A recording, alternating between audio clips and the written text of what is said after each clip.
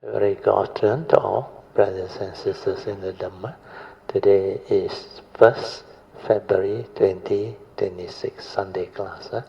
So after today, our classes for the year 2026, before the new year, will be all cancelled until after Chinese New Year, which is I think 12 onward. Then we will resume our class. Okay, so as usual, today's Sunday class we will be discussing this Surangama Sutra. We are at page, what's the page? 64, yeah. Okay, so this one is from the Buddhist Text Translation Society with commentary by Venerable Master Hsuan.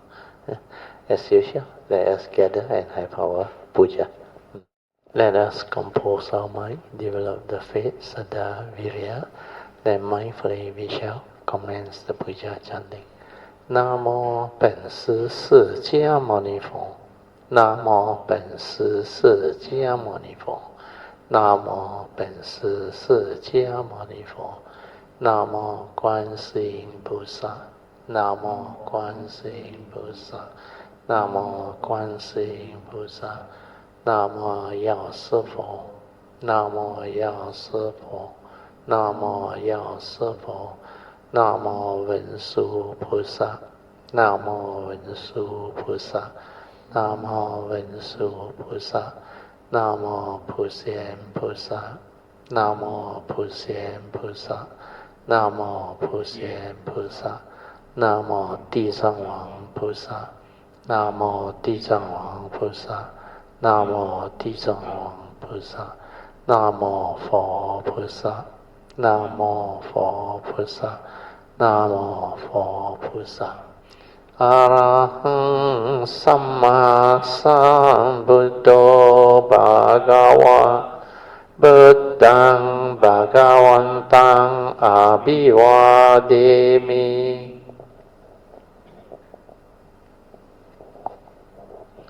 Swakato Bhagavata Dhammo Dhammang Namasami Supatipanno Bhagavato Sāvaka Sangho Sanghang Namami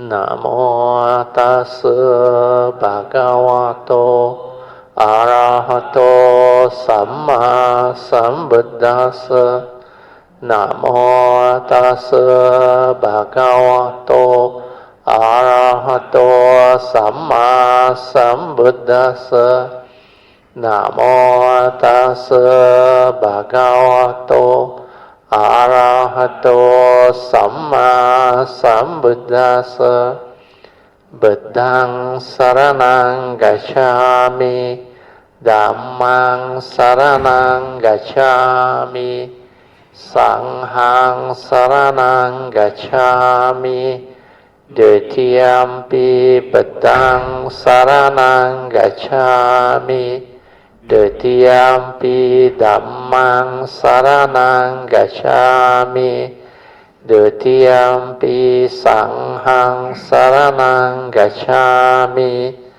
Tatiyampi Buddhang Saranang Gacchami Tatiyampi Dhammang Saranang Gacchami Tatiyampi Sanghang Saranang Gacchami Panati Pata Veramani Sikkhapada Samadhiyami Adina Dana Veramani Sikkhapada Samadhiyami Kamesu Miccacara Veramani Sikkhapada Samadhiyami Musawada Veramani สิกขาปะดังสมาธิยามิสุรา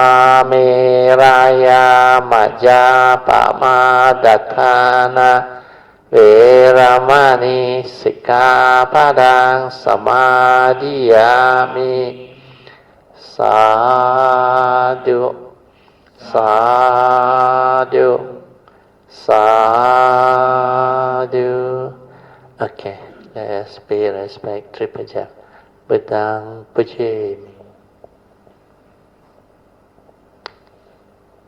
Dhammang Puja Sanghang Puja. Invocation to the Devas. In this universe, in their entirety, let the deities and Devas come here. Let them hear the good teachings of the King of Sages, which is heaven and release, Nibbana. This is the time to listen to the teaching. This is the time to listen to the teaching. This is the time to listen to the teaching. Samanta Chakavalesu Atra Gachantu Devata Saddhammang Munirajasa Sunantu Sakkamokadang Dhamma Suran Kalo Ayang Badanta Dhamma Suran Kalo Ayang Badanta Dhamma Suran Kalo Ayang Badanta Namo Tassa Bhagavato Arahato Samma Sambuddhassa Namo Tassa Bhagavato Arahato Samma Sambuddhassa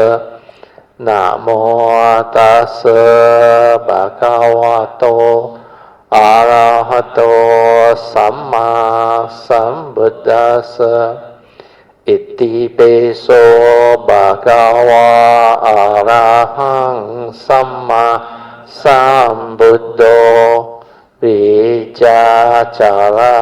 sampanno sugato lokavidu anuttaro purisa dhamma sarati Satta Deva Manusanang Buddho Bhagavati Swakato Bhagavata Dhammo Santitiko Akaliko Ehipaseko Opanaiko Pachiatang Veditabo Vinohiti Supatipanno Bhagavato Saukasangho Ujupatipanno Bhagavato Saukasangho Nyaya Patipano Bhagavato Saukasangho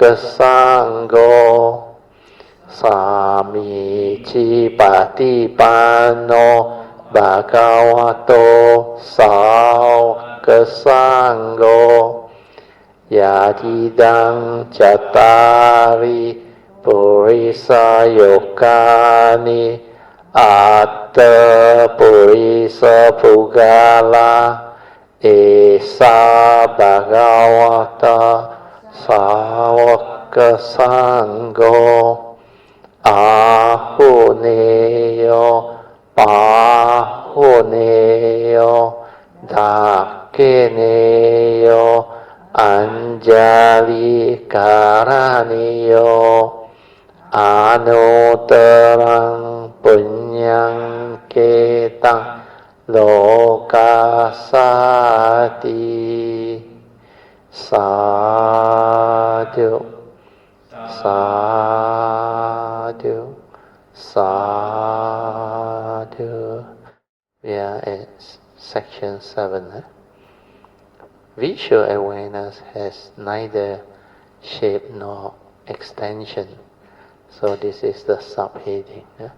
So as I have explained before, our pure awareness nature, or what the text call as visual awareness. So here visual is your seeing organ. Is actually the pure awareness nature. That one has neither shape nor extension. There is just an awareness nature within. But mundane people find it very difficult to formulate that understanding. That's why the Buddha, in order to explain to Ananda they all, he has to introduce all this and break it down so that they can understand. When they break it down, he moves into all the part regarding what Ananda they all couldn't understand. That's why here we are at the part where Ananda still believes that the visual awareness have what they call shape, form, and whatever extension from it. So here we are going through this. And the key word is this pure awareness nature, or what the text uses as visual awareness, has neither shape nor form nor extension. Then the text says, Ananda then said respectfully to the Buddha, he said, Well-honored one, I accept that my visual awareness, with its capacity to understand, cannot be other than mine. But he still got a problem, you see. Then he further requests, the Taskaman and I are looking now at the halls of the 4 celestial kings, which are adorned and resplendent with superb treasures. Our gaze or glance has lingered on the Sun Palace, the Moon Palace, and then our visual awareness has extended to fill the entire Saha world. However, when we return our gaze to this pure hall and look upon this sanctuary only, we do not see beyond the wall and the roof. So, just like in this room, Ananda used the mundane perception, means the perceived form. That's why we have the wall, we have the ceiling, the roof, everything. So he thought the visual awareness is like the seeing consciousness. It cannot see beyond what actually blocked them, the perceived object or the perceived entity that the mind creates. So that one was Ananda's problem. Then Ananda continued. He said, Well-honored one, that is how our visual awareness is. First, it extended throughout our world. Now it's confined to this one room we are in. Did our awareness contract to fit into the room, or did the wall and the ceiling divide our awareness up, enclosing part of it and leaving the rest outside? At this point, I don't really know which one of these alternative is the correct answer. I hope that the World-Honored One will bestow His great kindness upon us and will explain this point to us. So this is Ananda's question. Then the text continue. I think the Buddha gave an analogy. Oh, Master Chef, sorry. This one is the commentary. Huh? A balloon is big when it's filled up with air, but when the air is released, it becomes small. So is your visual awareness like a balloon? Ananda is still making visual awareness into a thing, a perceived entity. He still thinks, awareness is a thing, and I have got to think of a way to use an example in order to debate with the Buddha and win. I'm going to think of a way to invalidate his theory. I'm going to find a way to make my notion be right. And he will have to acknowledge my achievement. That is what is going on in Ananda's mundane thinking. You say that everything I say is wrong. I'm definitely going to find something to say that is right, and let you have a look at it.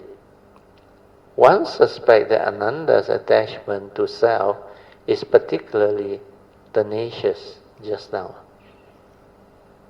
Then the Buddha said to Ananda, everything visible in the world, whether large or small, whether inside this hall or outside of it, whatever kind of thing it is, may be an object of may be an object of our visual awareness. Do not say your awareness is an expense or contract. So this part is the first part that Ananda needs to develop as understanding. Let us consider an example. Suppose you are looking at a space inside a square box. Let me ask you, is the space you see inside the box fixed? When I read again. Is the space you see inside the box fixed? There is a cubical space, or is it not? If it is, then if you were transferred into a round box, it would not become round. If on the other hand it is not a fixed cubical shape, then there can't have been a cube of space in a box in the first place. You say that you don't know which one is your alternative. Which one of your alternative is right? What you say about the nature of visual awareness can be compared to what I say about the space in the square box. In truth, neither the awareness nor the space can have a location. Do you want to say that the space in the box is neither square nor round? Simply remove the box, and you will see that the remaining space indeed has neither shape or form. You can't say that when the box was removed, you would still be able to remove a cube or a sphere of space. Besides, suppose your visual awareness does contract when you enter a room, as you suggested, then why, when you look up at the sun, does your awareness not expand till it reaches the sun's surface? Suppose again, your visual awareness does divide when wall and ceiling are interposed. Then why, if someone drills a hole through one of the walls, will there be no evidence of a leakage created as your divided awareness expands through the hole to reconnect itself? This idea of yours cannot be right. So that is how the Buddha actually explained to Ananda. From the time without beginning, all living beings have mistakenly identified themselves with what they are aware of, means the perception. Controlled by their experience of perceived object, they lost track of their fundamental mind. This sentence is very powerful. You see, control, the word is control. by their experience of what? Of perceived object. Means whatever you perceive through your senses, not necessarily what you see. You can be perceived through your hearing, your smell, your taste, your tactile, or whatever thought activity. So this perceived object, which is what you believe you are actually seeing or perceiving, this one will let you into delusion. That's why the Buddha said, controlled by their experience of perceived object, they lost track of what? Their fundamental true mind. Understand not? Their fundamental true mind is the pure awareness nature without a center. That when you perceive something means what? Means you shrink your whole pure awareness nature into a small space to perceive something and input the content and create the thought. That's how your pure awareness nature actually fail to be realized. That every time you through your senses perceive that object, which is the shrunken spacious awareness perception, it becomes limited. And the perceived object create illusion in you. Wrong view, delusion. Then you gullibly grasp, cling and hold. That's why Ananda cannot develop the understanding. So this one is very important. Then the Buddha continued. In this state, they perceive visual awareness as big and small, round, rectangle or whatever. But when they are in control of their experience of perceived object, they are the same as the Tascam one. So means when you see the perceived object as it is, means that one is not your true mind. Then you will be like the Tascam one. They are the same as the Tascam one, means the Buddha. Their body and mind, unmoving and replete with perfect understanding, become a place of awakening.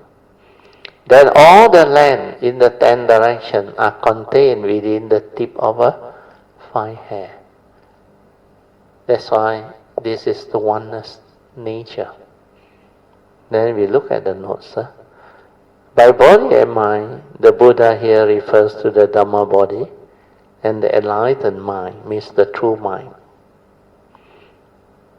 In his reply, however, Ananda shows that he misunderstands the Buddha's meaning in that he supposes that the Buddha meant the physical body and mental faculty, means the normal form of mind. We move on. Okay, we finish the 7 subheading. And now we go to the 8. So now the Buddha moved on. He said, this pure awareness nature or the visual awareness is both separate and not separate from the object. So this one is a continuation.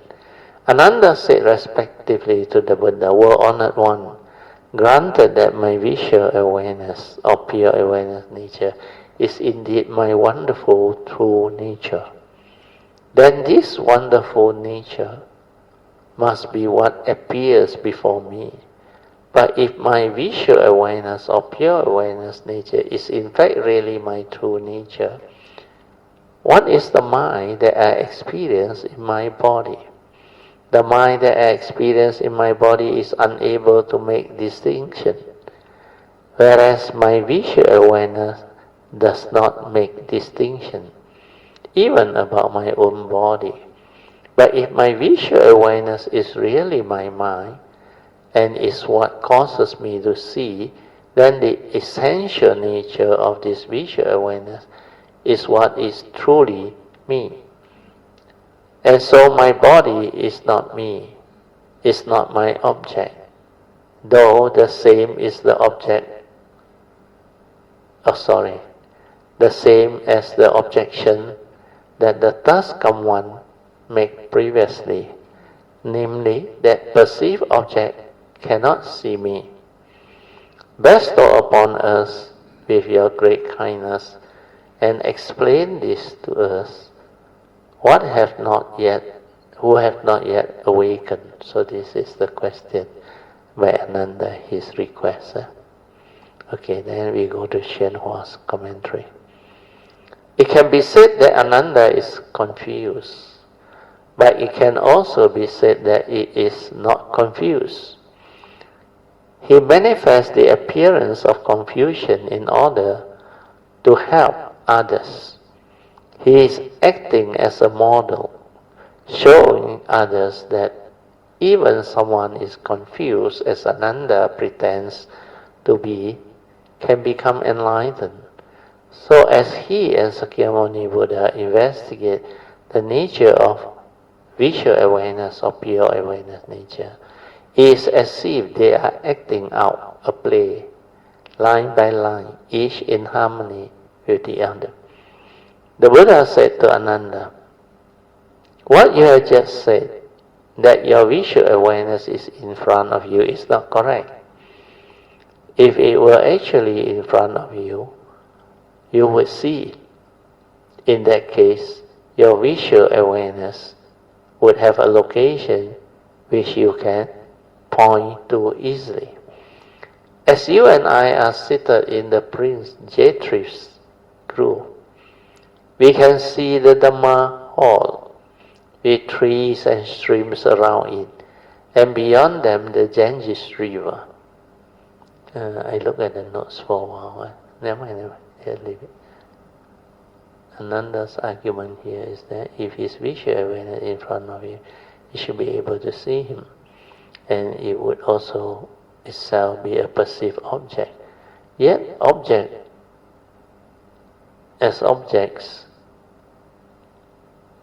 lack sanction and therefore cannot see. Okay, never mind, we skip the notes.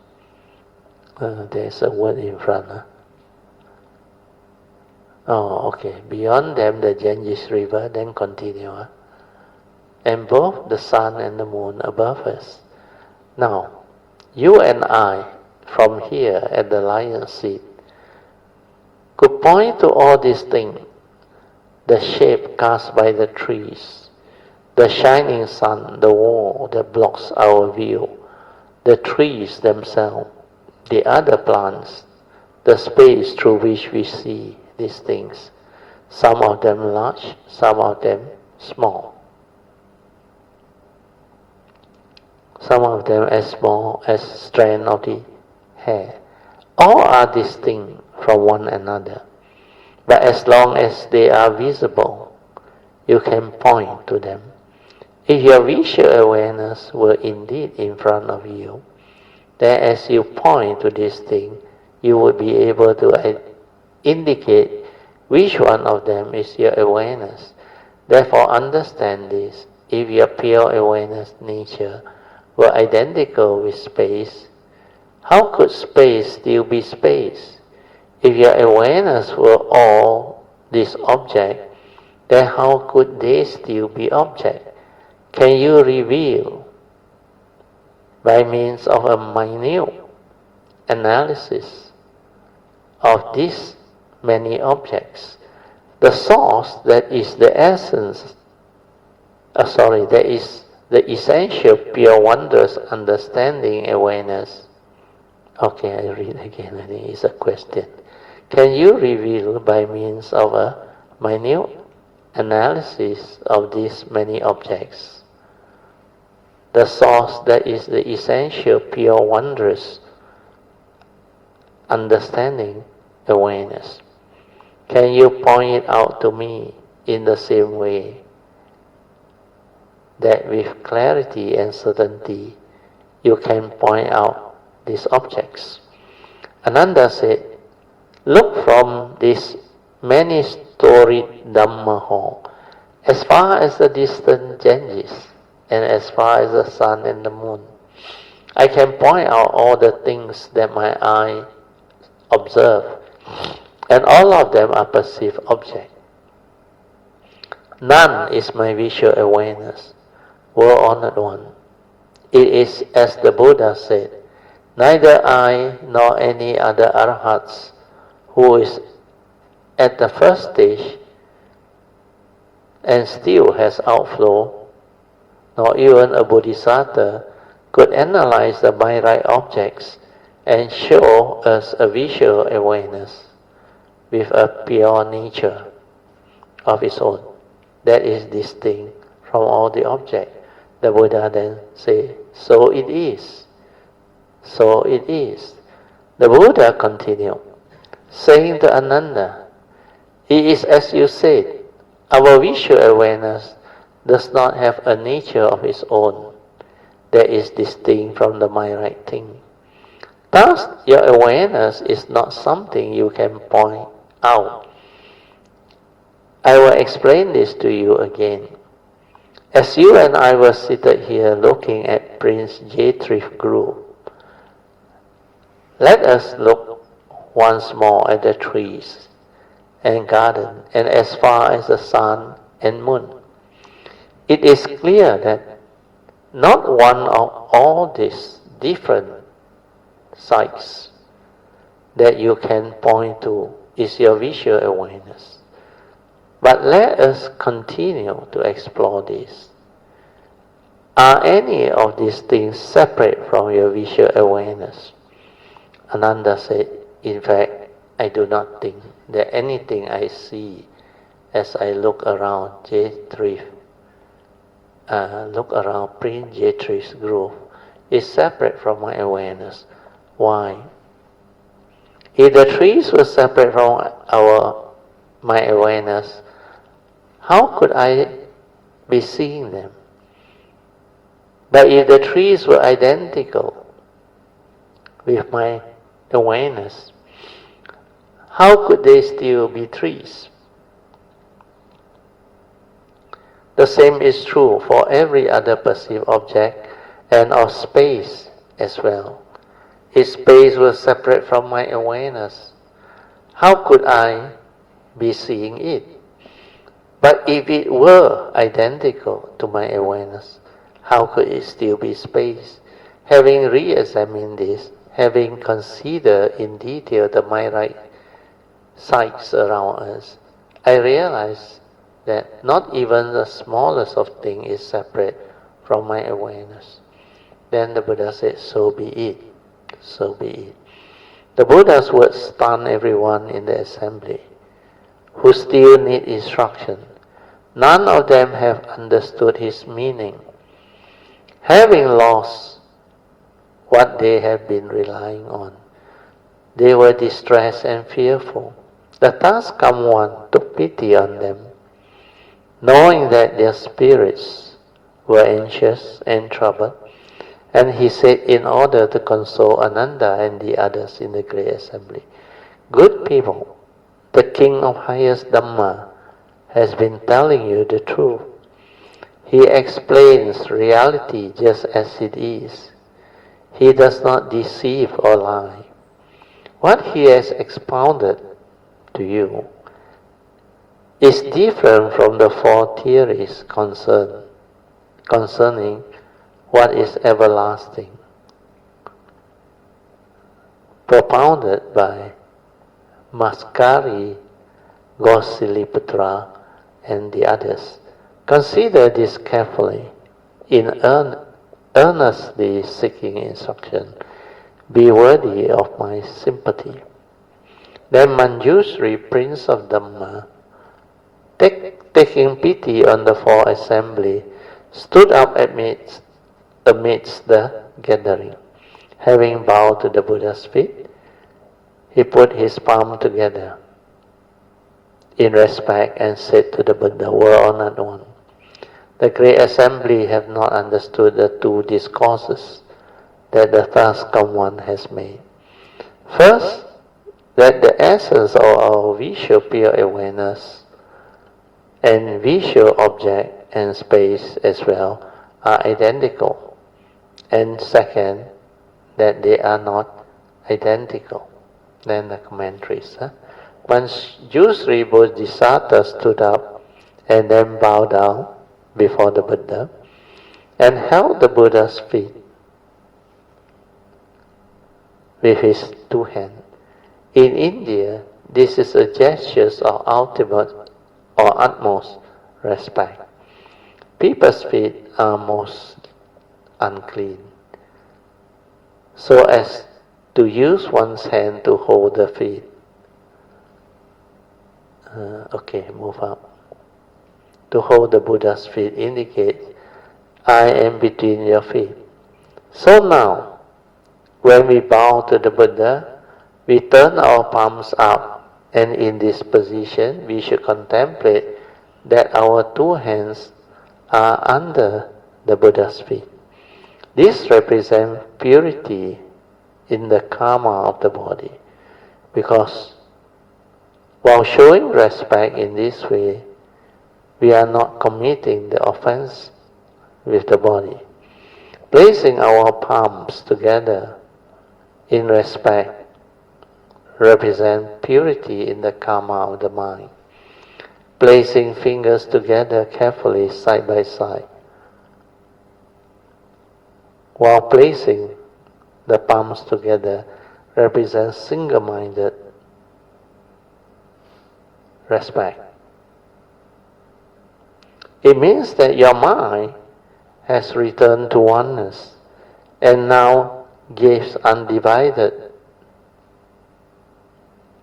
attention to revering the Buddha. Finally, Manjushri speaking to the Buddha represents purity in the karma of speech. He said that the great assembly has not understood. Did he himself not understood that? He understand. He asked why no one else knew how to phrase the question. We know that Manjushri understood because the text says that he took pity on the four assembly.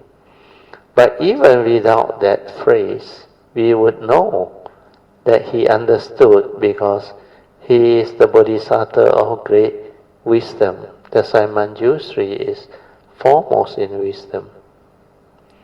Well honored one, if our visual awareness were identical to the condition before us, space and visual object, then we should be able to point to our awareness, just as we can point to visible object and to space. But if our awareness was separate from visual object and from space, we would not be able to observe them. People in the assembly are alarmed because they do not understand the basis of this argument. It is not that their roots in the Dhamma from the previous life was shallow.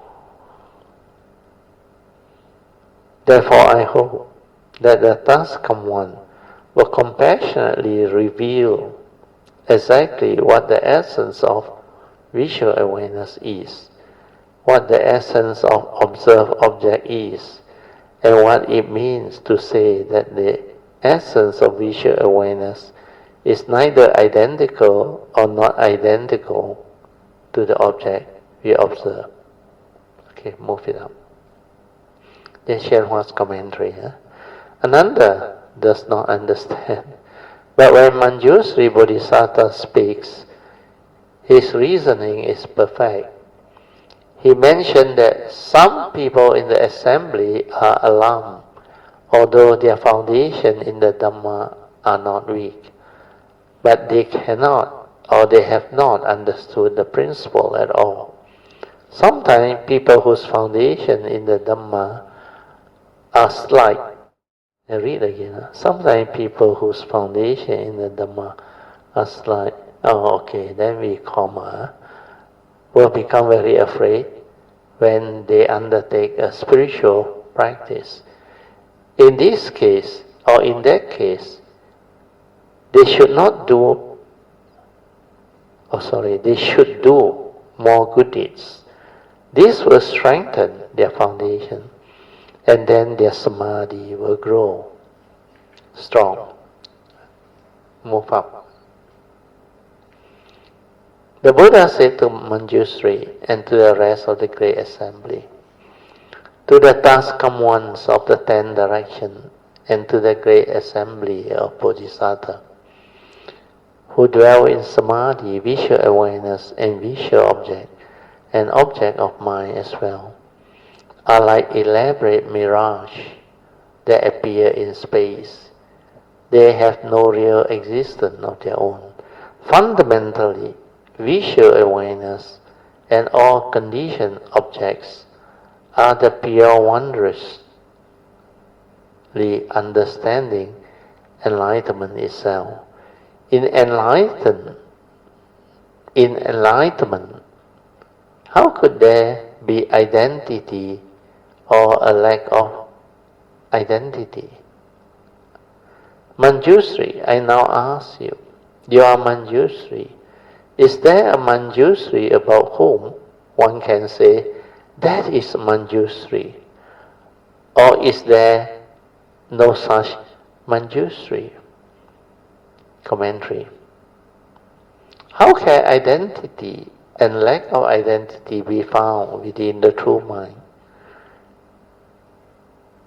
Which does not emit of duality. The true mind is not the rhyme of opposite. Neither will honor one. The replier, neither will honor one. I am simply Manjushri. There is no one about whom one can say, that is Manjushri. Why? If there were, there would have been 2 Manjushri. Nor is it the case that there is no such Manjushri. In fact, neither the affirmation nor the denial of the statement. That is Manjushri. This is Manjushri is true. The Buddha said the same is true of the wondrous understanding essence of our pure awareness nature, and also the object we observe, and of space. All are wondrously understanding. Supreme enlightenment, the pure, perfect, true mind. It is a mistake to consider them as separate, as observed object, space, and visual awareness, or as awareness of sound, or the other kind of awareness. There is no is or not. Space and object, like our awareness, are the true mind. Later it is explained that the 4 primary objects, or 4 primary elements, earth element, water, fire, and wind element, are the matrix of the Taskam one.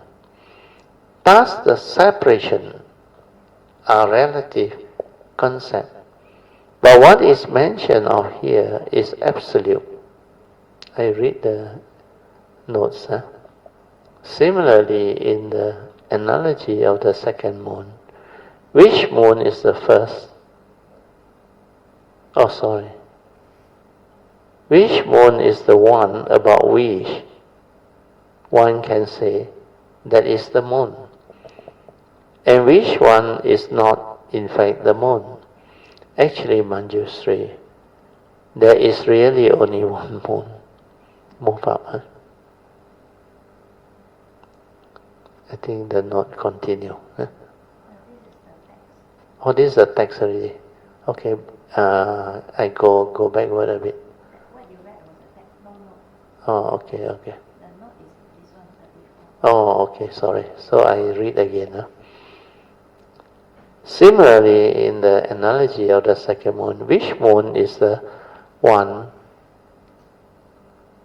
about which one can say that is the moon, and which one is not in fact the moon. Actually, Manjushri, there is really only one moon. We, I continue, can neither affirm nor deny the statement. That is the moon. Therefore, all your visual interpretation of visual awareness and visual object are nothing but delusion. And in the midst of delusion, one cannot avoid thinking. That is and that is not. Only from within the true, essential, wondrous understanding, awakened mind, can one escape the error of trying to point to what is and what is not. Oh, we finished number 8. Huh? Okay, then number 9. Visual awareness arises neither in its own nor from causes. So this is the uniqueness of the pure awareness nature. Huh? It doesn't need causes and conditions to arise. So pure awareness nature arises neither on its own nor from causes. Well-honored one, Ananda said respectively to the Buddha, it truly is as the Dhamma King has said, our enlightened nature can be involved with things throughout all 10 directions, and yet it remains clear and still. It is eternally present. It neither comes into being nor cease to be. But how does what the Buddha has said in this regard differ from the truth of the unmanifested nature as taught by the Brahmin Kapila, or from the true self as taught by the ascetic who smear ashes on themselves, or by others who are not on the right path? Also, on Mount Lanka, the world-honored one explained these principles to the Bodhisattva Mahamati and to others. And he said then that those who are not on the right path are always speaking of things existing in and of themselves, whereas the Buddha speaks of something else. He speaks of causes and conditions, but as I see it now, the enlightened nature exists in and of itself. It neither comes into being nor cease to be. It far transcends all that is distorted and unreal. It seems it does not arise from causes and conditions. Instead, it seems that it exists in and of itself. I only hope that the Buddha will explain this to us so that we may realize our true and genuine mind, which is our wondrous understanding, enlightened nature, and avoid all the wrong path. Move on. The commentary is the first statement. Okay, I read that one. The primary cause is like a seed, and the conditions are what aids the growth of a seed, such as soil, water, fertilizer, sunlight, etc. Okay, we skip the notes. Okay, the Buddha said to Ananda, just now by various means I have explained this to you in order that the truth would be made clear to you. But you have not understood, and you mistakenly suppose that the enlightened nature exists in and of itself. Ananda, if the enlightened nature indeed exists in and of itself, as you say, then you should be able to discern what is essentially consists of. Oh, it's like a semicolon here. เคยฟังใต้เดี๋ยวมาสิ The wording okay a bit more okay I read this again because my reading spec I think the power run already I see the thing like not sharp never mind next time I bring the actual reading glass okay I read this one better we are the bigger. The Buddha said to Ananda, okay, just now by various means I have explained this to you in order that the truth will be made clear to you. But you have not understood, and you mistakenly suppose that the enlightened nature exists in and of itself. Okay, this part is clear. Then he said, Ananda, if the enlightened nature indeed exists in and of itself, as you said, then you should be able to discern what it essentially consists of. Consider your wondrous understanding, visual awareness. What about it exists in and of itself? Does it consist of light that exists in and of itself? Does it consist of darkness that exists in and of itself? Does it consist of space that exists in and of itself? Does it consist of solid objects that exist in and of themselves? If it consists of light that existed in and of itself, Ananda, you will not be able to see when it is dark. If it consists of space that exists in and of itself, you would not be able to see solid objects.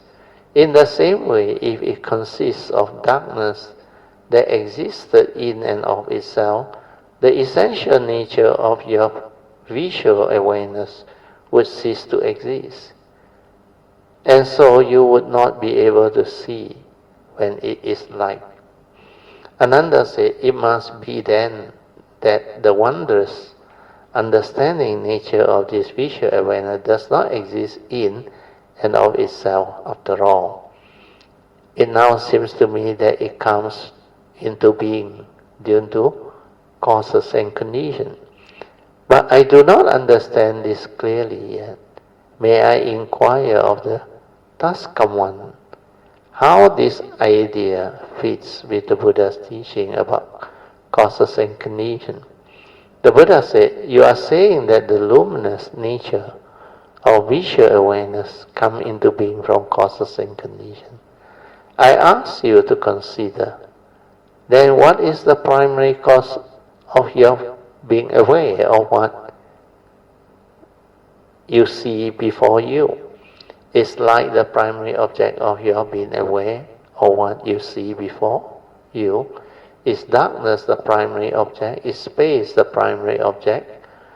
Are solid object the primary object? Ananda, if light were the cause of your being aware of what you see before you, you would not see when it is dark. If darkness were the cause of what you could not see when it is light, and what is the true light? And what is true of light and darkness as causes is equally true of space and object as causes. Moreover, Ananda, is light or darkness a condition of your being aware of what you see before you? Are objects condition? Is space a condition? If space were a condition of your being aware of what you see before you, Ananda, then you could not see solid objects.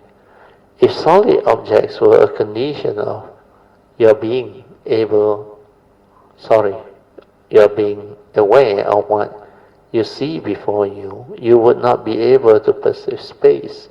And what is true of space and solid object as condition is equally true of light and darkness as condition.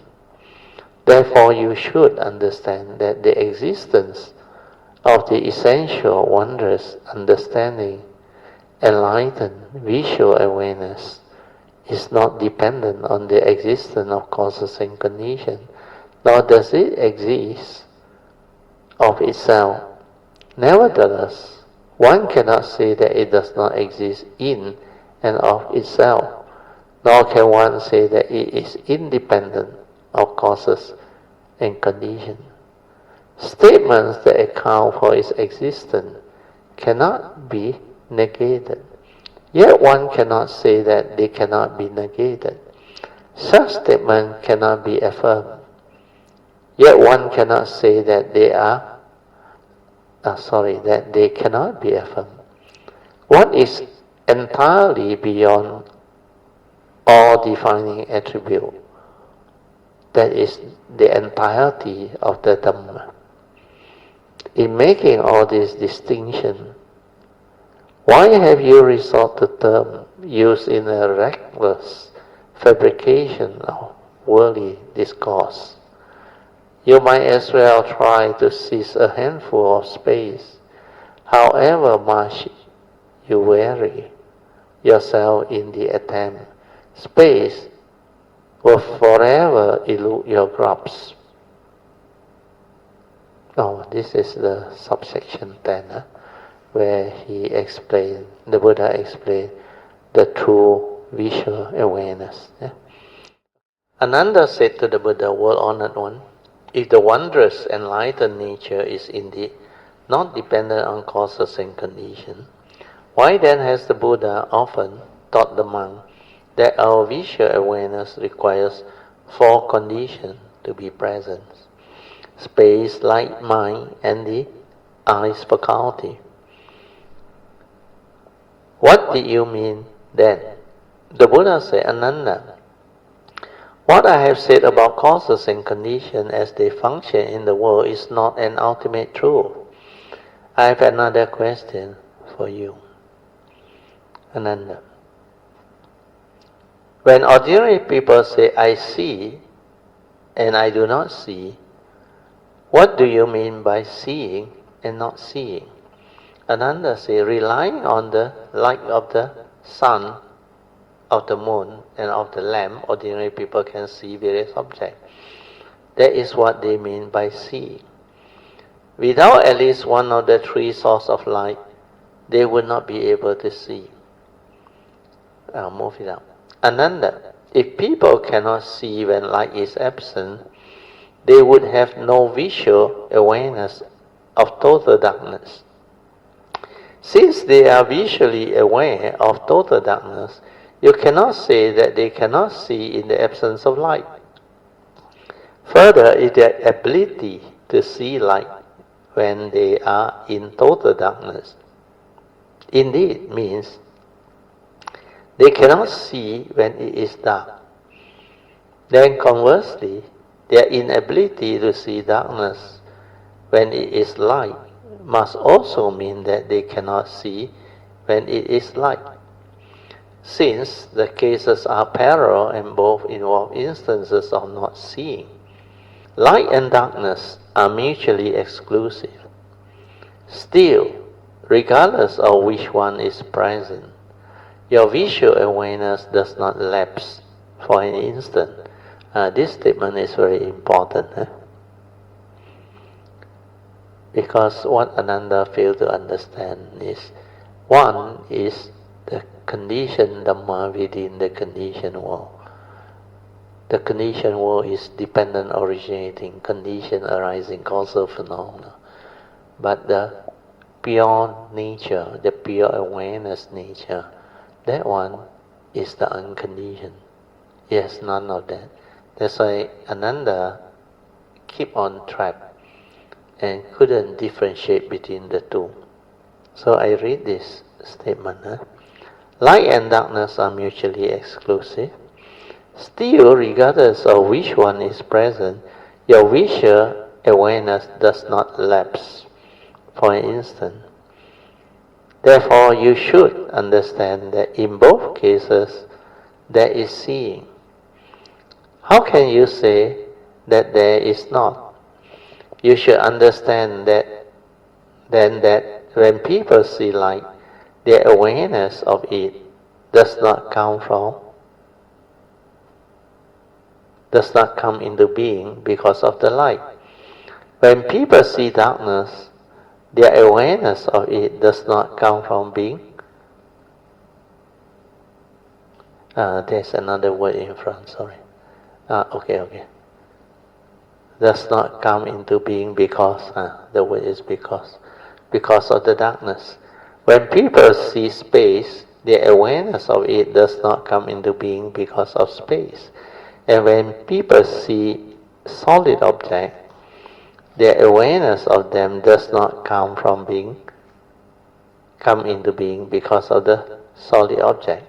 Now that we have arrived at the conclusion that visual awareness does not come into being because of any of these four, you should also understand that when you are able to use your true awareness to be aware of the essence of your visual awareness or pure awareness nature, you will know that your true pure awareness is not the same. I read again. You will know that your true pure awareness is not the same as the essence of your awareness. The two are quite separate from each other. The essence of awareness is not the equal of true awareness. Go to note 41, sorry. Okay, wait. True awareness here is the true mind, while the essence of awareness refers to the observing division. Oh, he has put it the other way around. So this true awareness is our pure awareness nature. This one is your true mind. Whereas he said essence of awareness refer to the observing division of the eight consciousness. So that is the mundane mind's type of awareness, which contains a small amount of distortion. The Buddha explains the difference between true awareness and the essence of awareness in part 211. The difference has already been expressed in terms of the example of the real moon and the second moon. The process by which our awareness becomes distorted is explained more fully in part 4.1. Okay, we go back to just now there. I think he used the word essence as the mundane perception, mundane awareness. Okay, the two are quite separate from one another. If that is the case, then what the statement say here is true. True awareness is not the same as the essence of your awareness. So the second part, essence of your awareness, he shouldn't use the word essence. Because essence means our pure essence. His use of this word, I don't know why they use it, because maybe their convention, they separate that true pure awareness from the mundane awareness by using the word the essence of awareness is not equal to or of true awareness. How can you still be speaking of the attributes of causes and conditions and of things existing in and of themselves, or even coming into being from inheriting or combining? You, hearer of the teachings, are deficient in knowledge. Your views are narrow and your attainment limited. Because you have not yet been able to break through to true reality in its purity, I will now instruct you further. Consider well what I said. Do not become weary and lose heart on the way to the wonder of full awakening. So this is a critical moment where the Buddha wants to explain to them. That's Hsuan's commentary. To break through here means to understand. The Buddha tells the Arahats that at present their minds are too strongly attached. The distinctions they make are too numerous for them to understand the teachings of the Mahayana, the great vehicle teaching, concerning the purity of the true reality. True reality has no attributes. That is the first explanation. Yet nothing is apart from true reality. That is the second explanation. All attributes are produced from within it. Third explanation is that true reality has no attribute, and yet there is nothing which is not an attribute. All phenomena are born from true. Okay, I read finish. True reality, and so true reality is the essential nature of all phenomena. What then is true reality ultimately like? You cannot see it. It has merely been given a name, true reality. The idea is similar to the idea expressed by Lao Tzu, saying the way that can be spoken of is not the eternal way. True reality is true emptiness, and it is also wondrous existence. Do you say that true emptiness is empty? It is not, because within it, all that exists comes into being. True emptiness is said to be true because it is not in fact empty. And all that exists is wondrous because it does not in fact exist. What exists within emptiness is wondrous existence. Emptiness, therefore, is not empty, and the lack of emptiness within emptiness is true emptiness. Since true emptiness is not empty, it is clear wondrous existence. It is called wondrous existence. Since wondrous existence does not exist, it is called true emptiness. These two names are one. If you investigate this in detail, you will find, however, that even that one does not exist. Fundamentally, there isn't anything at all. To truly be apart from all attributes is to have real samadhi. If you can separate yourself from all attributes, Mao Tai could come crashing down in front of you, and you would not be startled. Demonic obstruction can only disturb your samadhi because your mind moves. As soon as your mind moves, the obstacles slip right in. If you doesn't move, no demon in existence will have any way to get to you. No spell that can be recited can influence you.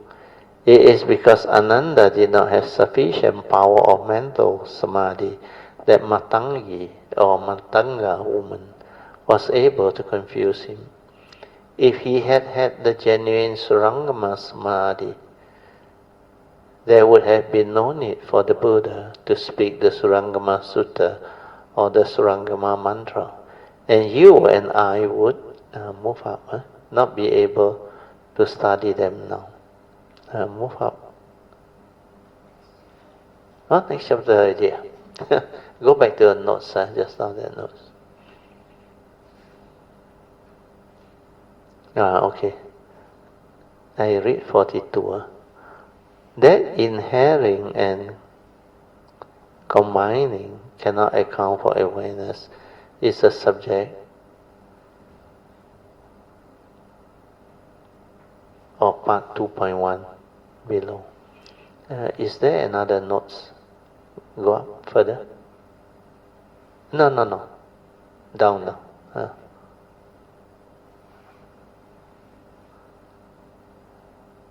Oh, don't have never mind. Okay, so that part is on visual awareness. I think we will stop here. Distortion in visual awareness based on this one is another explanation already. Once the distortion in visual awareness, which is what Shenhua defined as essence of awareness, where that one is not the true mind. That one is the distorted one. It's based on karma. This one I think is another chapter. Okay, we stop here for our 45 minutes awareness-based meditation. I will mark this page. So remember, develop this stability of inner awareness. Stabilize it, then use it to develop the progress in your awareness-based meditation. Okay, I will set the alarm for 45 minutes. So use your usual understanding, the four support for pure awareness-based meditation. Develop it. Relax, the first support, body and mind. Then maintaining awareness. Don't try to know, don't try to do anything until the pure awareness stabilizes. Then if you are used to developing your own awareness within using object of meditation or your whatever skillful means that you are familiar with, you can also use them, like anapanasati or whatever. Then after that, when the 45 minutes is up, I will ring the bell 3 times. Upon hearing the bell, slowly, mindfully come out of the meditation.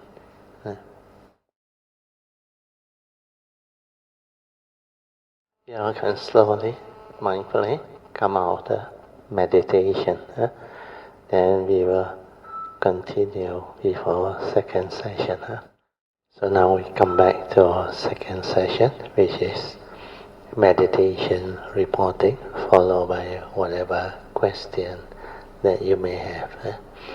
You can ask me any question you like regarding the meditation or the Dhamma, or share any topic on daily mindfulness experience. Amitabha, Brother Teo, Mrs. Teo, and yes. Brother Teo, before I nominate somebody, I like Sister Padmasuri to share. Okay. Before she shared, I want to say something that I recall when Brother Hsuan sent out the message about Dr. J. Yeah.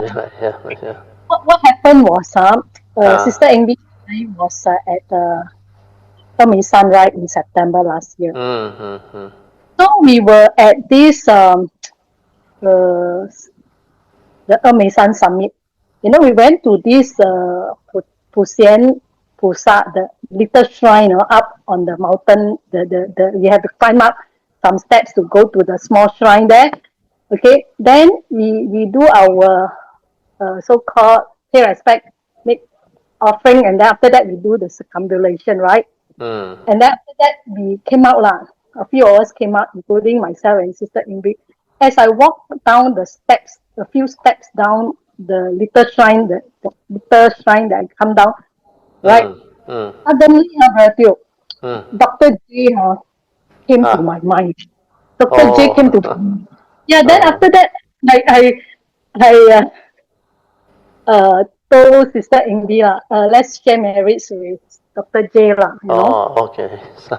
Yeah, for no reason, as I walked down, his I don't know what you call that, his name came out, So I said, so I mean, when I had that thought of his name pop out, I said, what is going on there? I said, never mind, I will share merits with Dr. J. So I told Sister Indy, let's share merits with him. I mean, out of sudden, Yeah, yeah, yeah. So then when I saw the message of Brother Hsuan, so I recalled, that is what happened to me when I was there. Yeah, Oh, so okay, okay. so I mean, we share marriage with Dr. J lah. Yeah, Yeah, yeah, yeah. I mean, I have never, see, brother, when I do the idaming, tinam hoto, right, Mm. I uh, I don't think of any. I mean, not that I want to think of anybody. As I do that, right?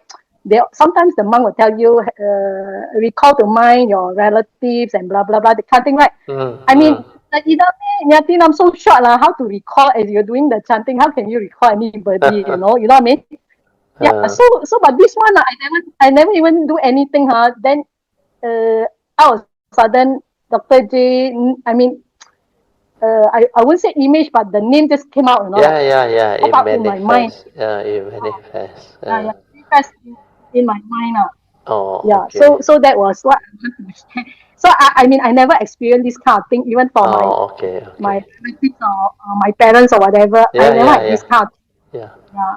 So I mean, Brother always say when you have kayamitas, you can share merits with them So yeah. Hmm. Do you have any particular question regarding Dr. J thing that No, you I don't have discussed? any question. It's just that Oh, okay, okay. suddenly, I was there, and of course, there is an auspicious Means place to do a when you lot of. all were at that trip, isn't it? That trip that. Correct. Okay, Yeah, okay, okay. Now yeah. I will also share with you all because there is this condition. You see, Okay. I actually also forgot about Dr. J already 1 year.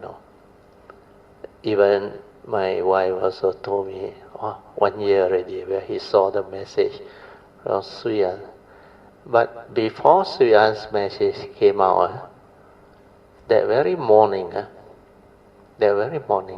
you know what happened? I woke up. I don't know what happened. Suddenly, Dr. J or Jayanta's image, his vision keep on appearing in front of me. Then of course I said married, I share married, then I transfer married, then I rejoiced. And of course I said my pure wish. It was exactly that day, 1 year, exactly after his passing. Then when I saw Sri Han's message, I said, hey, how come like that? Then just now when you share, although yours is not exactly 1 year, is when you were at the spiritual trip, and it's like cannot be suddenly his name appear or his vision appear. You see, all this, there are causes and conditions behind. Well, when it manifests, I also knew, you see, what is happening, you see. How come so vivid, his particular face, in his name. Yeah. And I just do what I have to do. Then after that, I just tell myself, maybe it's meant to be. But I never expect it to be exactly 1 year. Then when Sri An sent the thing out, then I realized, could be, I say. So there is some form of affinity. Because what my nature actually, early on when he passed away, I just sent him some pure wish. May he have the causes and conditions to learn the true Dhamma, realize the truth, and develop the understanding. So, based on what happened, he must have in that condition he is after the consciousness came out. I think because of his faith and whatever.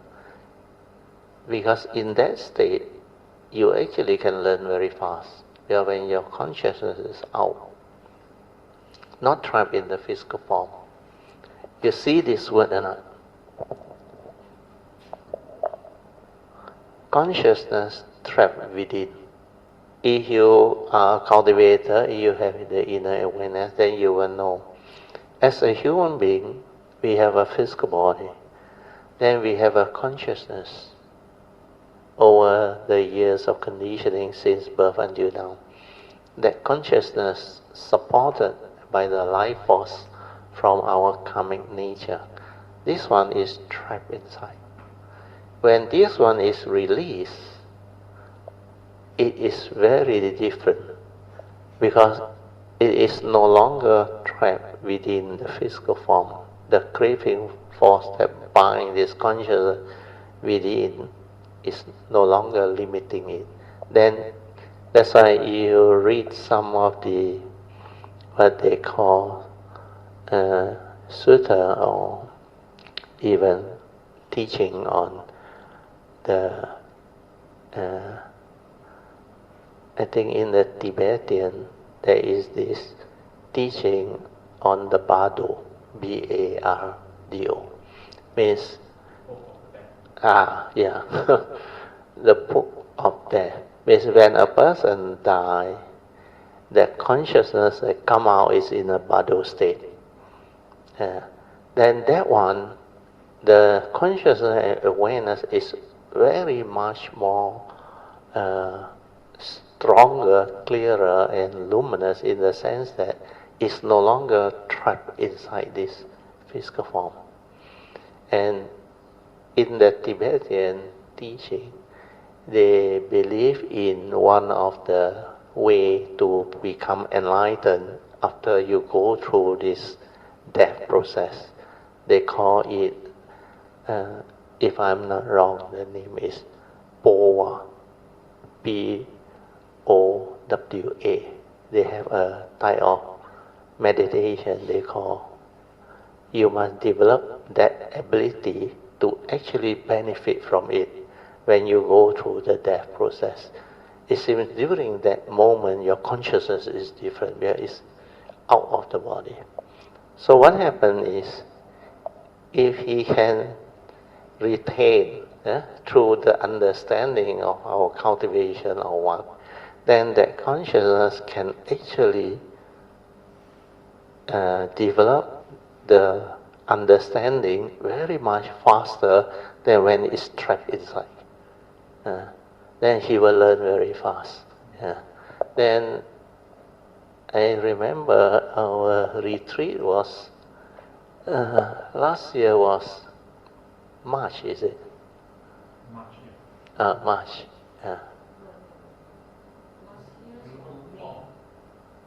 Also May. Also. Yeah. What I want to let you know is, during that retreat, it was within that 1 year. Understand? He has already, let's say January last year, he passed away. Our retreat was May. If he had attended that, listen, he would have gained a lot of understanding. And during that period, there is a possibility that he has the condition to be there. You remember the retreat before he passed away? He was with us there. You remember that? And he was one day, he was so sick, you remember? He was having this. Then finally when he was able to vomit out that plastic, you remember, inside the body, and he recovered. He was full of joy. Then there was one day before the retreat ended, he wear that full robe, you remember? The white color one. That whole set. No, when he was very sick, most of the time he just the white shirt and all those things on it, but he never wear that thing. But there was one occasion I remember, I saw him in that one, and I heard from, I don't know whether it was Hsuan or the mother, somebody told me, actually when he was very sick, when he was at that shelter in Sepang or what, where the monk, there was a monk, very good monk who received him and allowed him to stay there.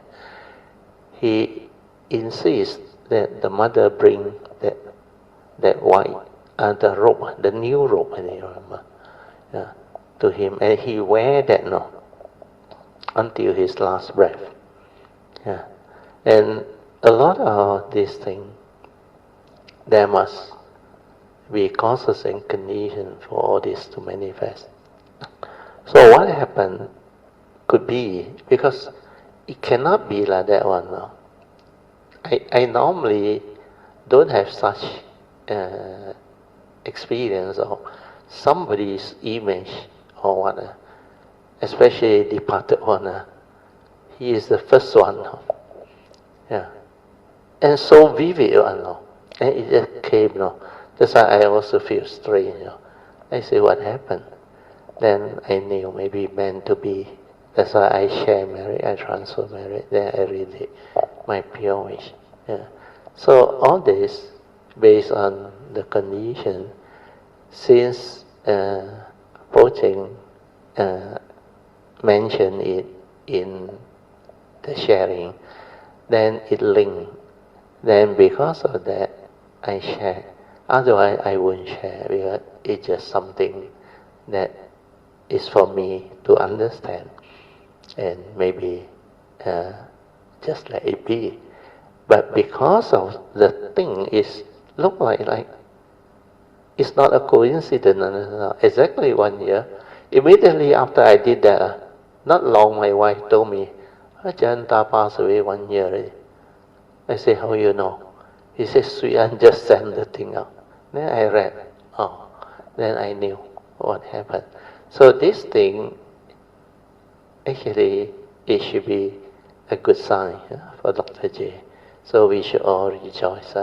We sadhu, sadhu, sadhu, sadhu. And we wish him well-being, blessings, and continuous good progress. So as long as he has the condition and the faith, do continue to listen to all the sharing, and it will benefit you very much. In that state, he can understand much faster and a lot easier. Okay, yeah. Now you continue, Sister Poh Cheng. Actually, Radio, like what Radio said, because this one never happened to me, right?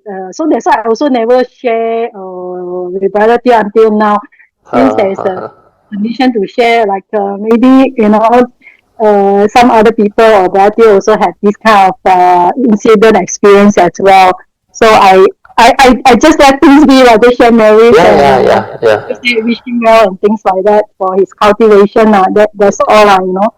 Yeah. Because for you to mention it, it must be something that happened, and it's like something that impacted you. So when you saw the message from Hsuan, then you relate to it, then you feel that there's an urgency to share. But the most amazing thing is after you share, I also recall what happened on that day.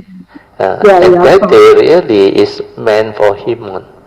That's why that thing comes, the vision, very clear one. The moment I wake up, and I normally don't have this type of thing, never before. My mind very clear. It's just like when the Kuan Yin's message, Maitreya's nature's message when they came, it's also after I wake up, understand?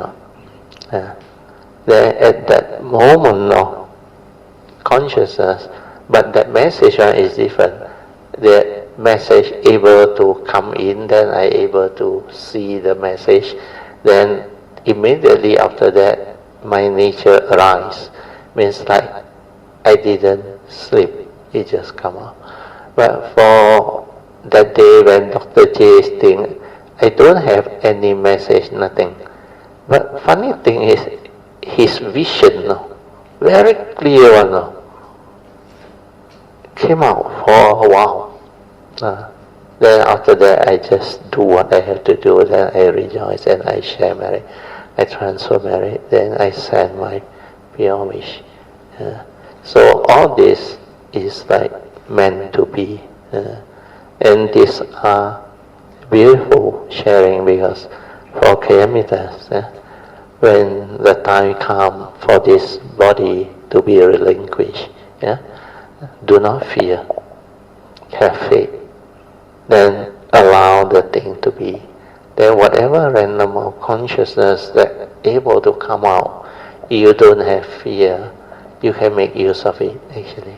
Yeah? To develop further understanding and cultivation. Yeah? So all this, since the sasana is still around, it is useful. Yeah? That's why when you understand awareness, actually nothing die, no one die. Yeah? Then you can see the whole process, how the craving force actually loses its what they call power to bind your consciousness to the physical. Because by then, your life force already very, very weak. Then I remember when you are very weak, the craving force that bind need energy, understand? That energy also starts to dissipate. I remember that time when I was very young, I think about 8 years old, I went out and played the whole morning until I was very, very tired. Tired until like I just want to collapse and sleep and just shut down everything. Because really no more strength. And when I reach my house, I fall onto my bed like a log, so tired, so exhausted, completely like shut off, lost consciousness like that, shut off. But the funny thing is, I didn't create any thinking, any thought, any dream or what. Then my nature suddenly become apparent to me, because I started observing from the pure awareness nature. That time I don't know meditation, I don't know Dhamma, nothing. Then I realized that the craving force that binds the consciousness to the body starts to dissipate, really dissipate, like become less and less, until it finally free, that consciousness. Then how the consciousness came out of the body, then it was above me, where I was lying down on my bed above me. Then that consciousness was observing. And the funny thing is, it's out of the body, completely out. Then in between, suddenly my brother came in. He was looking for something. He said a lot of things and he was looking. Then I called him. Then I realized he cannot hear me. Then I know something wrong with it. Then I saw my body down there. Then in order for me to really go back into my body and then reach out for my brother, then only I can talk to him and all those things. But suddenly I realized when I try to get in, I cannot get in. It was not my body. Because my consciousness come out, actually I died. Yeah. But then, very funny, up there, without the physical body, the senses are all there. I can hear, I can see. It's like when I'm inside the body. That's why the so-called random of consciousness has that senses inside. And it can also operate on its own. It can hear it. And everything is like very clear one, very much like enhanced. So immediately, I also don't know how I have the understanding. I give it a push, no sound. Then all of a sudden I went in, and I regained back control of the body. And after that, like the energy came back. Then the first thing I wanted to do is immediately when I take control of my physical body, I ran out and looked for my brother and asked him, "Did you go in and say honest word?" He looked at me. He said, "I thought you were sleeping like a log." Then I said, "Never mind. I just want to make sure it's not a dream, it's not a hallucination or what." That's how I came to know this consciousness can come out and nothing die. Actually, death is just separation of the consciousness from the form. But because when you have the awareness and the Dhamma, and because you are a cultivator, my nature has developed the ability. That's why I know how to die without fear. Without fear. That's why there is no immediate rebirth consciousness and all those things. And that also could be the reason why it's not time for this form and mind to go, that I was able to come back, then meant to be like an experience for my nature to understand later on when I meditate and develop the Dhamma understanding and inherit all this from the past. That's why all this, they happen for a reason. Yeah. And all this, you can only understand when you have the awareness developed, stabilized. Then you know how to die. That is what my teacher, Ajahn Yantra, used to tell me. You must know how to die before you die. Maybe I write that one down. That was very useful.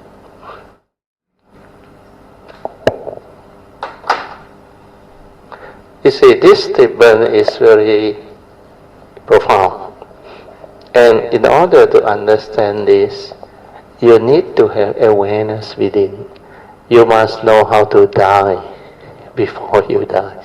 Then when you know how to die before you die, you will understand what death is. That's why last time I used to share with you all, nothing dies. Actually, it's just a separation of the consciousness from your form. Then this is what living being, human being, within the existential world, say you have died. Because for most people, after your consciousness separate, you cannot come back. You cannot come back. But what you have heard about near-death experience, NDE, you all heard before that, where people in the operation theater, suddenly their consciousness also come out. Then they saw the doctor or operating on them and all those things. Then after the thing, somehow the consciousness went back. Yeah. Then when they wake up, they can recall. That one is different. So all those near-death experiences, their consciousness came out is because it's only one part of their consciousness. That one is not the whole consciousness. They call it the astral body, ASTRAL. That one actually, the silver cord is still connected. They call astral traveling. You heard of this word? Astral traveling, or the astral mind. So this one is one part of the mind that came out. There is like a silver cord still connected to the form, and this one you can come back. Can come back very easily. Yeah. In fact, in the 60s and 70s, there is this author, Lobsang Rampa. You heard of it? How many of you heard of him? You already heard of this person? He wrote a lot of this book on astral traveling. That time I remember when I was in Form 1, 60 something that time. We used to read his book. And very strange, he liked to talk about astral traveling.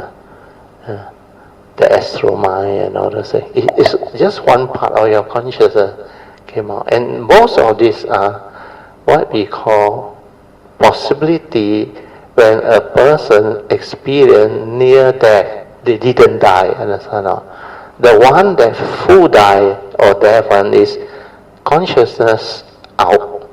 The silver cord also severed, understand?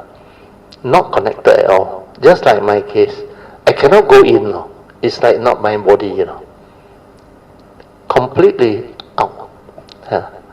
But meant to be, because I didn't die with avijja. If I die with avijja, that thing already gone, then I cannot go in. But it's no longer possible.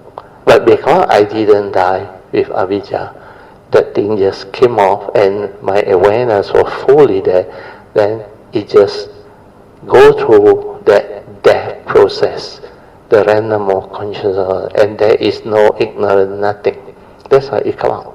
That's why I already knew, if at that age, without the Dhamma, without understanding what meditation is or what awareness is, and yet I know how to die before I die, means no problem. Understand that? You understand that? At that time I already know how to die.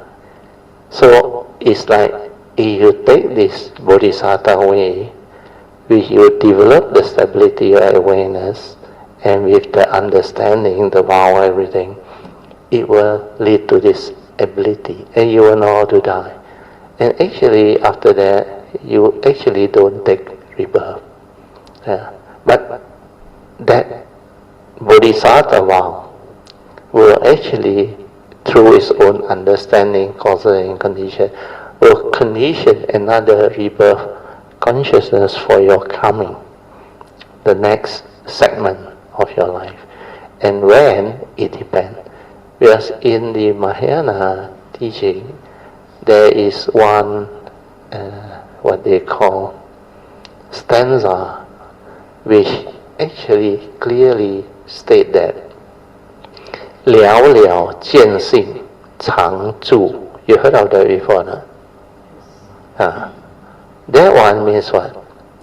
When you are able to realize that nature, 了了见性 means very clearly realize that nature, you actually no need to come back for rebirth immediately. Understand? 常住. You can stay. It's actually not a you, but you can no need to continue like living being. Immediate rebirth, no need. Then wait for causes and conditions for it to arise before your Bodhisattva vow develops the causes and conditions for the next segment of the form and mind to arise. Then you manifest again. Then the timing, everything, you have a choice. That's why you remember when I share with you all, when you make the vow, you invoke power of merit for causes for you to have all this understanding whenever you choose to come or you have to come. You remember I always say that? Choose to come means you are a real Bodhisattva who can choose to come. The other one is you have to come. The law of karma take you here. You got no choice. And that is the meaning. That's why the Puja Tao, the Bodhisattva way, is not what you think. It is very, very beautiful, very wonderful. And you have the understanding and development of cultivation and progress to stabilize all this. Then you will have that understanding. That's why in the early day when I started sharing the Bodhisattva way, I already used this word. Whether you choose to come or you have to come. You can choose to come, I sadhu you. Means your nature very, very different. But have to come, I think every Puthujjana also have to come. Your in-season birth and death cannot end until your mind liberate, at least the realization of the state of Arhanship or any of the Arya realization, then maximum 7 life for a Sotapan. Otherwise, most of them, even the Sakadagami, second stage of sainthood, maximum once returner, means you return to the sensual world only once. Whereas if you realize Anagami, then that segment from your mind is you become a non-returner. Non-returner means you don't come back to the sensual rhyme, but you can take birth in the form of formless rhyme. And according to the sutta, there are 5 form rhyme that they have this condition to take birth. They are called the pure abbot. You heard of this word, pure abbot? There are 5 rhymes that pure abbot. And these are the rhymes where the anagami actually reside. So all these are actually explained in the sutta.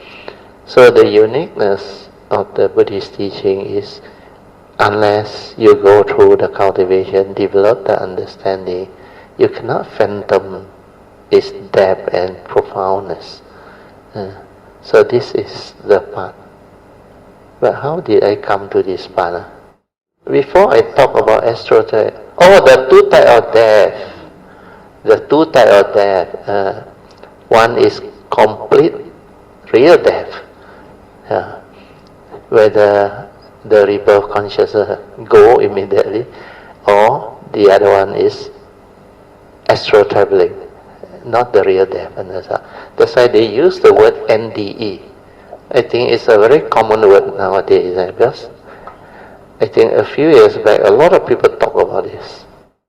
Near death experience. NDE. This one actually quite common. Near death experience. A lot of people has the experience. Then of course different people tell you from different angle of their religious belief. Then they experience it differently.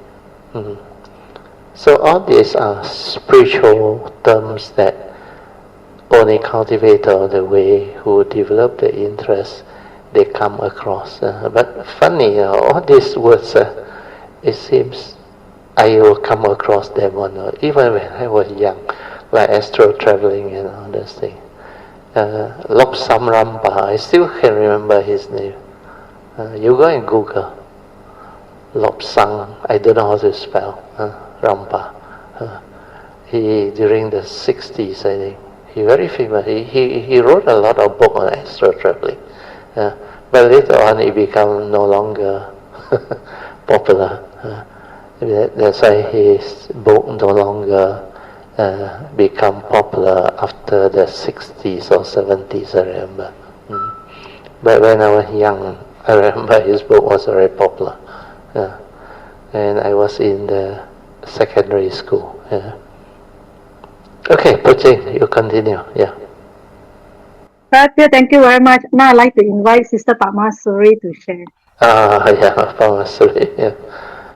Actually, today also a special day because Padmasuri and family decide to give us a lunch. So we all, that's why today so many of us here is because there was a lunch. Supposed to be a New Year gratitude lunch or what. I let Padmasuri explain. Sadhu, Sister Padmasuri. Good afternoon, Bratio, Mrs. Teo, and all Kainamitas. Thank you, Sister Poh Cheng. Actually, I don't know what to share. Let's talk on gratitude. Actually, it comes to my mind that gratitude is a very important values in us, and it really helped me in my daily life, I would say in my cultivation. Because I sense that when you have gratitude, when you are grateful to everything, you are very contented with what you have. You are very contented. So when you are contented, you'll be very happy. And cultivation becomes very easy. Because you know why? No negativity of my state.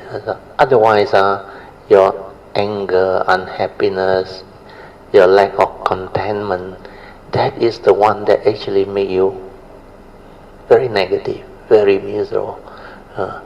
In the past, most of you who familiar with Padmasuri, you know, he got a character of her own, no.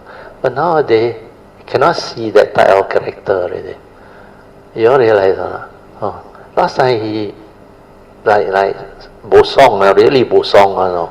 Oh, not easy to deal with, that one, really, nowadays cannot see, so different, so different. That's why you all should rejoice, huh? Sadhu, sadhu, sadhu. It's just from a simple virtue, understand? That's why I say virtue is a source of wisdom. Without wisdom, there is no real virtue. Because all real virtue is what they call root of development of wisdom. Because when you have wisdom, your virtue really shines forward. Virtue is the absence of negativity. It's a virtuous thought. That's why from gratitude alone, it can bring about a lot of wholesomeness. We have no more negative mind state after that. That negative character, emotion, everything, they will start to cease. Because when you have gratitude or what they call love towards all things, all creation, all life form, or all aspect of existence, even towards nature, towards its environment, gratitude towards all beings, even animals, insects, or whatever, or anybody who has contributed to whatever success or progress or wholesomeness. You develop the gratitude and you rejoice. And this is a very powerful virtue. And this type of merits actually has to be developed through understanding, otherwise it cannot manifest. And when it manifests, it's very powerful. They say the word, it can help you actually root out the negative mind state, the evil roots, and negative tendency of mind state. And this is what cultivation is. That's why when you have virtue, means you have Dhamma, you have wisdom. Otherwise the virtue cannot come in. Like your understanding, your generosity, your gratitude, your respect, your kindness, even your sincerity. All these are great virtue. Especially gratitude. When you can have gratitude towards all aspects of life form, all aspects of nature, all aspects of the environment, humanity, everything. I remember during the year 1989, after I connect, I have a lot of gratitude, loving kindness towards all of existence, nature. And that thing is a very powerful virtue from the heart. Then that time I did a lot of metta. I developed a lot of virtue. Of course, in the early day, I also learned it from that Thai teacher, Acharya. He always shared this. He said, nature always give and give. That's why he said, nature has great loving kindness. Then when I listen, I start to develop the understanding. He used this word, no? The air we breathe come from where? Yeah? Nature, isn't it? The water that we have to sustain our life come from where? Also nature, isn't it? The food that sustains your body also come from nature, isn't it? So nature give and give and give, you know. But living being so selfish, you never contribute anything back to nature, but what you give back to nature is what? All the pollution, you know. Our discharge and all those things. It's not to say that this is selfish or not, but the mind state that is in the human mind is seldom wholesome, understand? No? You cannot be so generous as nature, no? Provide everything and yet don't ask for anything in return, no? And this is great loving kindness. Then he also gave the analogy, you see. You look at that tree, you see, with all the leaves. They endure the sunshine, you realize or not, to provide us with the shade, the coolness, the shade. It's like when you need a conducive place to meditate and calm yourself down. This is what nature can give to you. Even when you meditate in a cave, or in the forest, or underneath a tree, or in a way place, these are all like conducive environment for our mind states to develop all this progress. And it's like doing dana, providing all these resources of money to build temples. Like we travel spiritual trip, we donate, we make offering to sustain the monks community, even Sampo temple or whatever.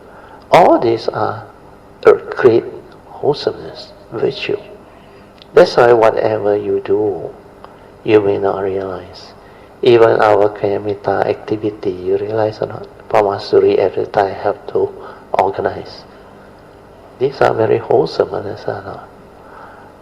The Dian Huan, Bao Chan, then this 9 day, the Chinese New Year one, coming recitation, San Qian Fo, and also a lot of all those that Fa Zhan Sifu through Padmasuri allow us to partake. Like last time, the building of the stupa, and every retreat, our annual retreat, we donate a lot of money to a Sampo temple. These are very wholesome. That's why the Kayamita force, I tell you, is very powerful. And it creates causes and conditions for those Kayamita that has affinity to make all this donation. Even though the donation is not much. So sometimes like this 3,000 put down, I purposely put down there 50 ringgit later on. Is because I want other people to also develop the generosity through affordability. And surprisingly, the number came out 100 over. And the money collected is quite significant, 13,000. That's why it's very wholesome. And a lot of them put in memory, I think. This one can help the disease, understand? And these are very wholesome. And this one I can tell you, even you have money, you don't have the causes and conditions, you cannot get to partake. Understand? Because Sampo temple actually seldom open up one. It's volunteer basis and all things. And the one that surprised me the most is Wave. Wave normally don't donate to all this, but they themselves got a lot of wholesome activity. But they saw the 3,000 Buddha first time they want to make donation, and it was by the well wishes of their members. You see, all this is a result of what? Understanding, virtue. And this one can help a lot. I can tell you, all these who make offering and donation, their life improve. A lot of things happen they don't know. Because when you start to develop generosity, kindness, wholesomeness, you start to accumulate a lot of merits. These are real virtue. That's why Hongren, the fifth patriarch, you remember? He told all the disciples, the followers, he announced, he said, from now onward, please do not continue with this type of cultivation. He said, to cultivate this type of in-season tinted merit. Understand? Tinted merit means not pure merit. No use. Instead, you should devote yourself to the realization of enlightenment, the nature within. Then he said, whomsoever who can deliver the understanding to him through whatever way or stanza, he will transmit the patriarchship over. And there is 5th patriarch who have the understanding. That's why compared to those merits, not complete pure merit, tinted merit, virtue and the true cultivation, that one is a lot more superior. And how did virtue arise? It arises through wisdom, understanding. When you have the understanding and the wisdom, you naturally become virtuous one. Naturally your mind state all different one. The way you look at things, the way you manifest and share, all different one. And that is the power of Dhamma. Okay? And we should thank the condition today for what Padmasuri has done. That's why I said the Dhamma that is meant to be will come out on. If it's not because of her gratitude and give us the lunch.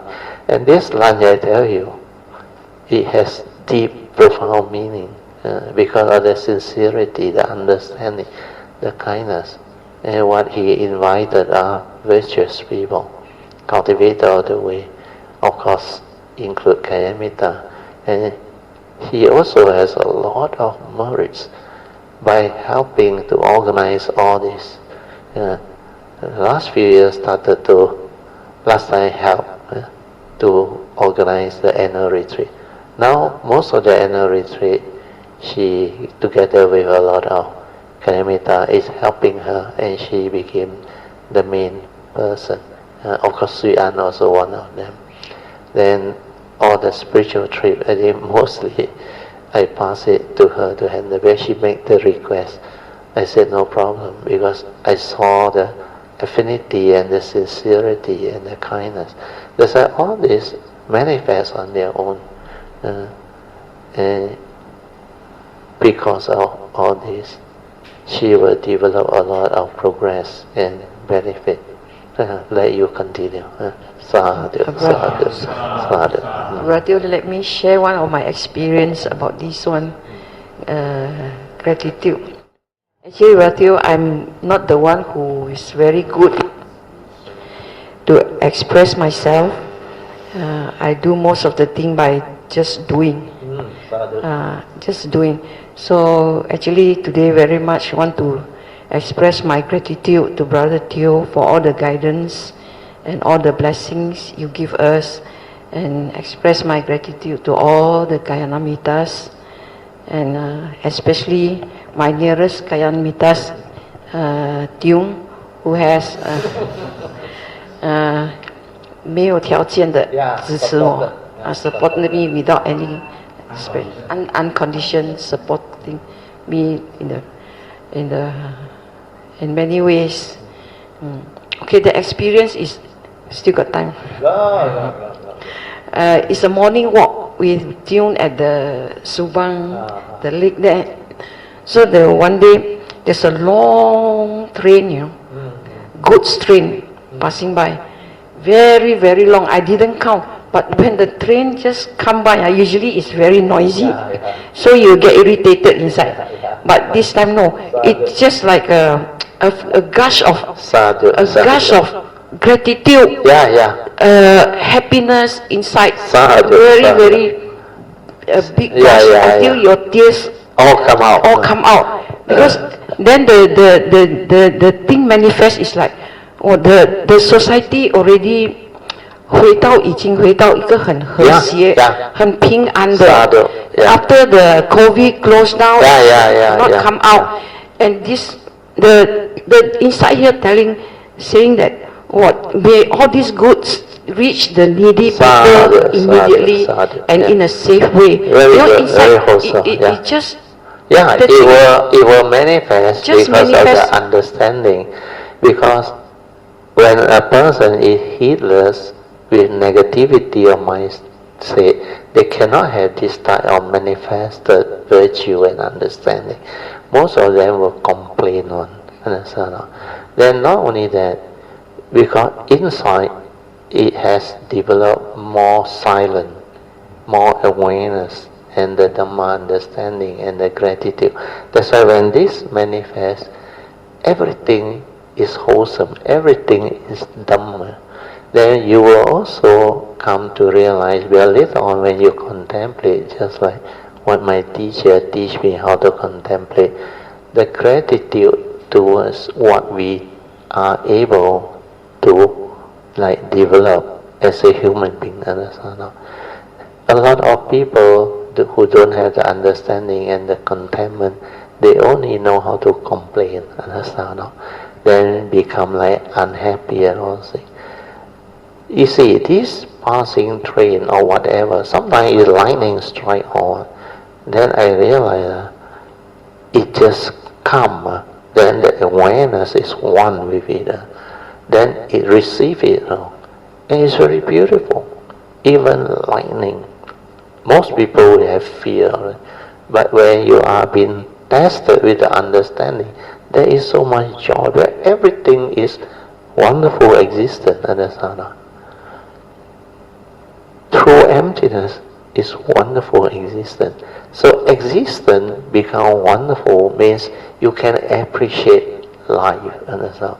The deep understanding is when you appreciate life, everything within existence is Dhamma. Understand? That's why truth is everywhere. Everything within nature is your teacher. Understand? You can learn from it. You see, compared to a lot of people who don't have the understanding, to have the senses, to have the ability to hear, understand? That is a blessing, understand? A lot of deaf people, they can't even hear, understand? And if you were to ask them, Ayo, this train are very noisy, these people make a lot of crazy sound. If he tell you, at least you can still hear, how will you feel? The people who are there develop contentment and appreciation when even given a chance to have their hearing come back to them. And that is the extent of gratitude, contentment and joy they will have. That's why we don't take all this for granted. Your ability to be conscious, to have the senses to let you experience all of life. That's why I always say, when you have the Dhamma, the third phase of Dhamma Pativeda, you will get the opportunity to experience all of the pristine beauty and wonders of life. And that is what senses is capable of giving you. And that's why I always have gratitude. I tell you, at my age, 72, everything is still perfect now. Blood tests come out still very good. There is a lot of joy, a lot of contentment. There is blessing, understand? That's why when you say you are very blessed, blessing and merits are different. Merits is contact, understand? Whereas blessing is you are really blessed. Blessed with what? Good health, good life, good senses, ability to experience life, to live life, to be of